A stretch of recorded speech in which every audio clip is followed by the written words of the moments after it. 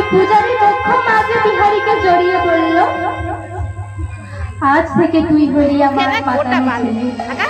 আর পূজারীর বদনের কথা শ্রবণ করে বিহারীর মনে আনন্দ আর ধরে না। সেই আনন্দে বিহারী নৃত্য গীত কীর্তন আরম্ভ করল। জয় আনন্দ নব নয়ন হীরা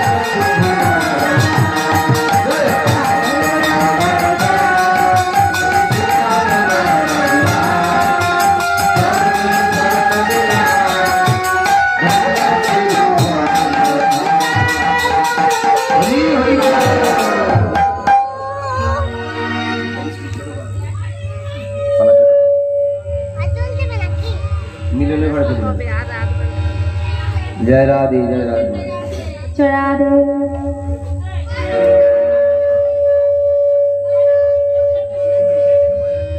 তাই বিহারীর মনে এত আনন্দ উল্লাস দেখে ওই বঙ্কজির পূজারী বলে দিল, আরে বিহারী শোন, তুই আগামীকাল থেকে আমার এই সকল ছেলেবাচ্চা নিয়ে তুই গোষ্ঠে যাবি, আর আমি ঠিক সময় মতো তোর জন্য খাবার বয়ে নিয়ে যাবো। আবার সূর্যাস্তের আগে তুই সকল ধন্যবাচ্চা নিয়ে আবার ঘুরে ফিরে আসবি। পূজারীর বদনের কথা শ্রবণ করে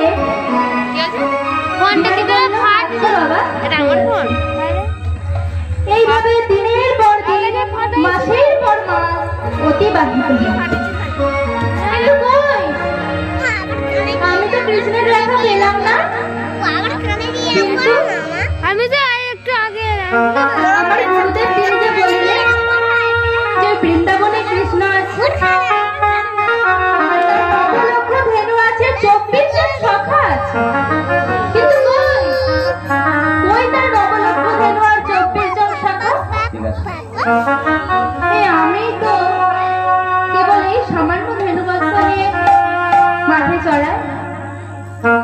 এইসব কথা ভাবতে ভাবতে বিহারী হঠাৎ মনে হলো, ও আমি তো এই মাঠে ধরে চড়াচ্ছি, তাহলে কৃষ্ণ ওই পাশের মাঠে নেই তো?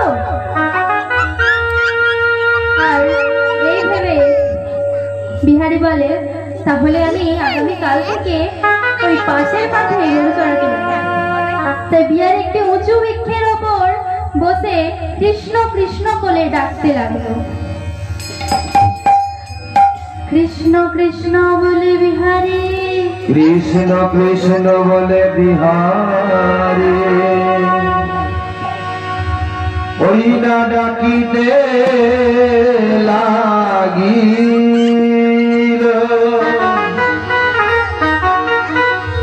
কৃষ্ণ কৃষ্ণ বলে বিহারি ডাকিতে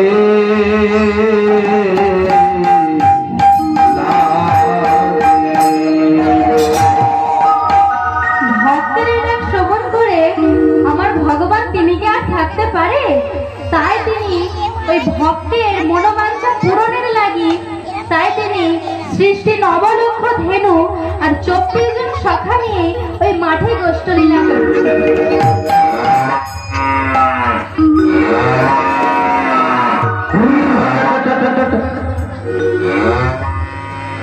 छोटी छोटी गैया छोटे छोटे ग्वाल, छोट से मेरो मदन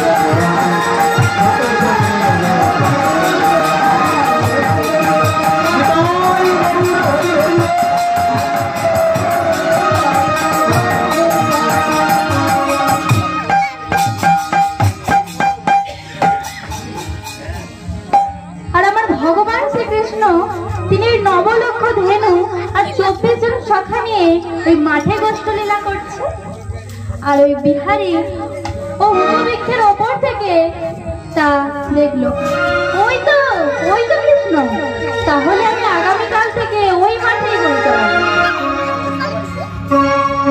দেখতে দেখতে পরের দিন চলে এলো, কিন্তু পরের দিন হলো একা